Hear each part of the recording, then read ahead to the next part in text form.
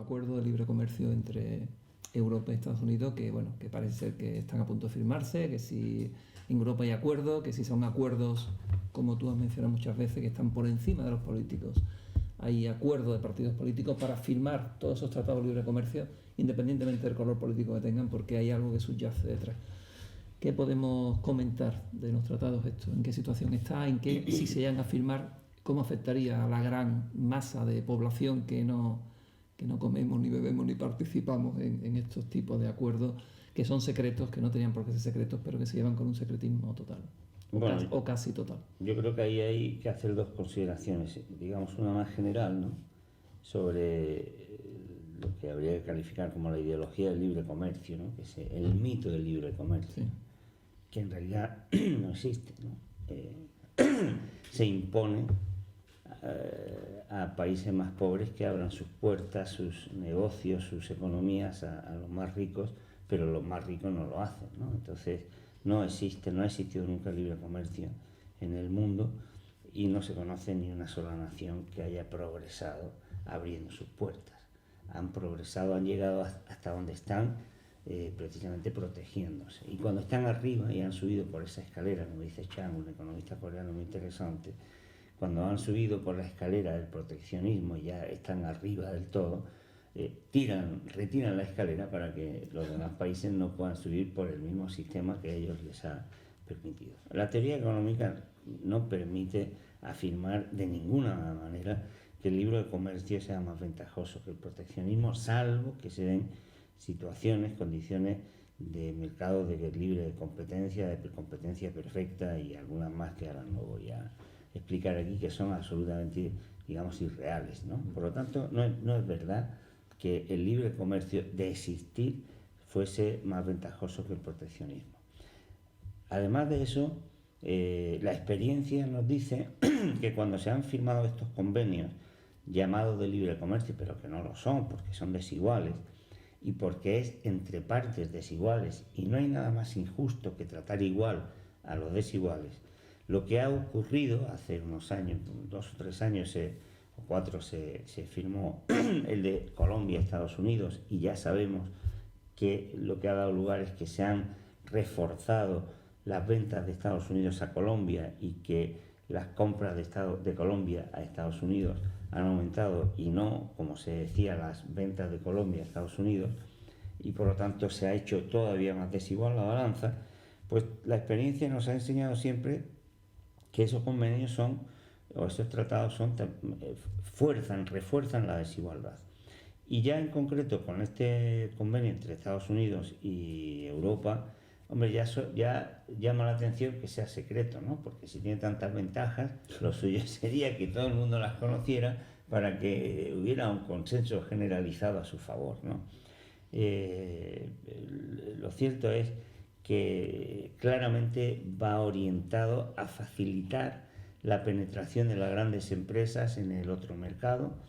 Es un tratado que confunde los intereses generales con los intereses de las grandes multinacionales y que va a crear mucha mayor inseguridad alimentaria en Europa, porque va a obligar a que en Europa adoptemos los estándares de seguridad, de calidad de Estados Unidos, que son mucho más bajos, para que las empresas de Estados Unidos tengan aquí máxima penetración. Va a obligar a que los estándares laborales, de higiene, de seguridad en el trabajo, etcétera, las normas laborales se igualen por abajo, es decir, por allí donde sean más favorables a las empresas, y luego, para colmo, instaura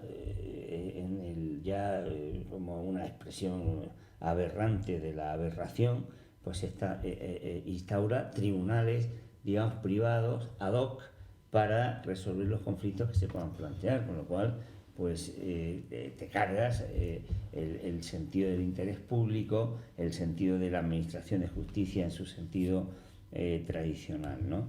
Eso es lo que se quiere ocultar, y por eso es lo que hace que se renegocie tan secretamente, como digo, en contra de lo que sería la lógica más elemental si fuera tan beneficioso, ¿no? Mucha gente, muchos economistas, premios Nobel, han advertido que es un una engañifa más con la ideología del libre comercio, que claro, todo lo que se habla de libertad pues nos atrae, ¿no? Libre comercio, oye, pues bienvenida sea la libertad, ¿no? Es que no es la libertad. Como dice René Passet, un economista francés, eso lo que ocurre es como el lobo, ¿no? Que cuando va por la noche al gallinero a comerse a las gallinas, dice, oye, aquí lo que tiene que triunfar es la libertad, echemos abajo las fronteras y abramos las puertas, que haya libertad, porque va a entrar a comerse las gallinas, pero cuando el lobo ve que viene el cazador, se convierte en el más acérrimo defensor de las leyes de protección animal, ¿no? Y eso es lo que hacen Estados Unidos, Europa, ¿no? Al final lo vamos a pagar las pequeñas y medianas empresas, los pequeños negocios, las normas de calidad, de seguridad, de alimentación y por supuesto las personas normales y corrientes, ¿no? Si no recuerdo mal, este tratado, la adhesión al mismo fue aprobado por el Parlamento Español en mayo del año 2015, sin luz ni taquígrafo, sin ningún tipo de debate ciudadano ni de información al ciudadano. Si la modificación de la Constitución entre finales de agosto y septiembre del año 2011 yo lo califico y lo sigo calificando como un golpe de Estado parlamentario, lo que ha ocurrido en mayo del 2015 ha sido una especie de segunda fase de ese mismo golpe de Estado parlamentario. En cuanto a que, Juan lo ha sintetizado muy bien, de los muchos elementos que hay en el tratado hay un elemento muy curioso y no preocupante, ni preocupante, es como es. Y es la posibilidad de que las corporaciones acudan a tribunales ad hoc cuando la legislación de un país no es conforme a los intereses de la gran corporación. Eso es simplemente una aberración. Tan aberración como meter en el artículo 135 de la Constitución que la prioridad de todo lo español y del Estado español es pagarle a la banca la deuda que se tiene con ella, es introducir tú mismo desde el Parlamento como poder legislativo, introducir en tu legislación la adhesión a un tratado que pone en solfa y vacía de contenido todo lo que tú puedas legislar. Porque como poder legislativo ahora queda sometido tu ley o tus leyes quedan sometidas a un tribunal ad hoc cuando el poderoso, no por supuesto el ciudadano, cuando el poderoso le contraviene a sus intereses lo que dice tu legislación. Esto es simplemente una aberración. Pero eso sí, es una aberración que tiene su sentido profundo, no es casual.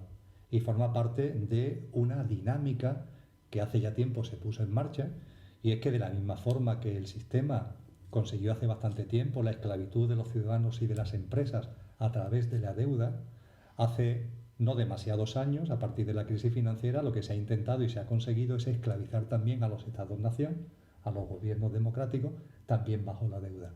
Pero los intereses de esta élite a la que nos referimos tanto en estos programas, los intereses de esta élite van más allá.